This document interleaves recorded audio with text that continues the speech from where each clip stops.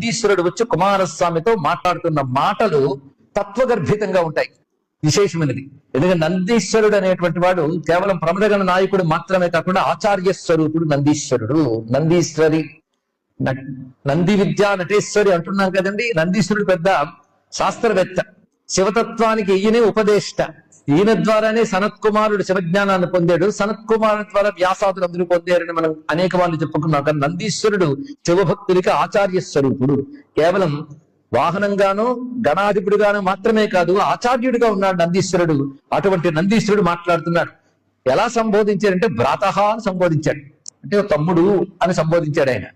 ఎందుకంటే నందీశ్వరుని పట్ల పార్వతీ పరమేశ్వరుడికి పుత్రభావం ఉన్నది, పుత్రభావంతో ఆదరించారు. అందుకు ఇప్పుడు పుత్రుడు సుబ్రహ్మణ్యుడు గనక భ్రాతః అని సంబోధించాడు ఇక్కడ, సోదరా అని. ప్రవృత్తిమే శృణుమే మాతరశ్చ శుభావహ, నేను మీకు ఈ తల్లులకి శుభం కలిగించే